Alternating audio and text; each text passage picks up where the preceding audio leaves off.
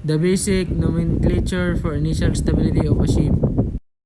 Introduction. The basic nomenclature for the initial stability of a ship explain the key reference points used to understand how a ship behaves when it is slightly inclined or heeled. These include the keel as the baseline, the center of gravity where the ship weight acts downward, the center of buoyancy where the buoyant force acts upward, and the metacenter which indicates stability during small angles of heel.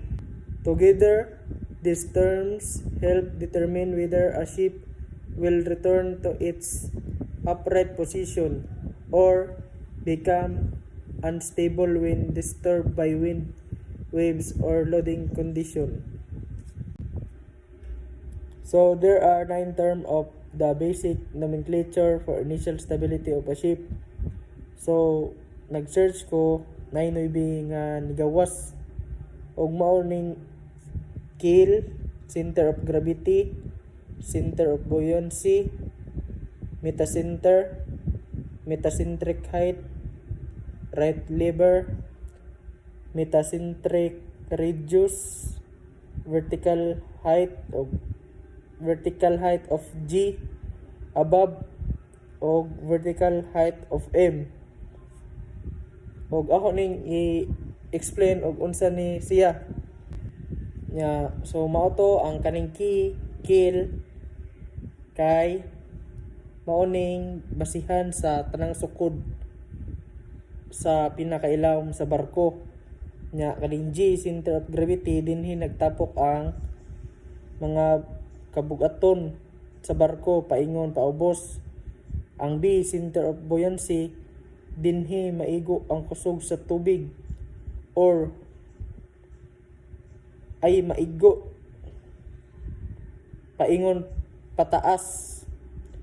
Ang M, metacenter, nagpakita kung mobalik ba jud ug tulid ang barko kung motakilid murag mo balanse ba na. GM, metacentric height, sukod sa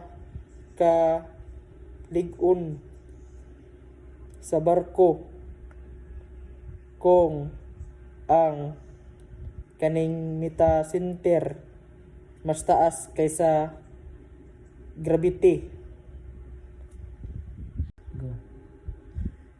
GZ, right lever, kini ang kusog nga mapabalik sa barko ug iyang katulidon nga unsa iyang posisyon. Kani ang BM, metacentric radius, kini ang distansya B padulong sa M nay kalabutan sa porma sa barko. So kani nagpasayugda nga kung unsa yung distansya kung asa sa padulong. So kaning KJ katas-on sa G gikan sa keel, mas ubos ang lig-on. So ang gitas-on mo ang keel. KM kataas sa M gikan sa keel, gigamit sa pagkwinta sa GM.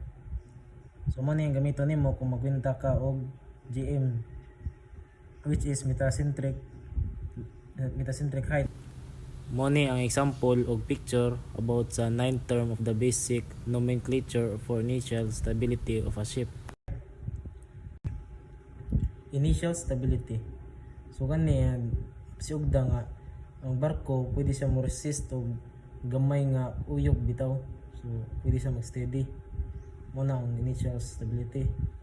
So kani stability of a ship, kani ang pasabot niya ni nga kung ang barko maguyog-uyog pwede siya magstay sa isa ka kanang center, pwede siya mo balik, so return upright at any tilt kung unsa nga kauyog. Factors affecting stability. So kani stability is affected of center of gravity. So ang atong kanang balance sa barko pwede siya mapektuhan kung unsa siyang hulma kaning hull shape. So kung unsa ang hulma sa barko pwede mapektuhan ang kanang iyang balance kay dili tanan kay kintahay og ang ubos kuan ra kanang flat, so dili mag balance ang barko. So man ang pasabot sa factors affecting stability, maka-affect ka kung sa balance sa barko kung unsa ang porma. So mao na to among gipasabot sa among tanang istorya about sa among report nga so kung unsa tong mga initial stability, mga buoyancy, mga center o balance, mao to ang pasabot.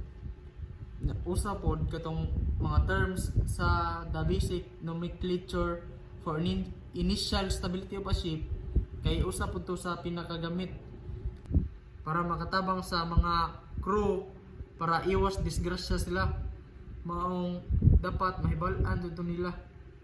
So kaning report guys, bisa dili po ni nga nag-ingon kung unsa ni. So among gipasabot pa ni nga importante ni siya kay sa barko, kung mali sa isa mali sa tanan.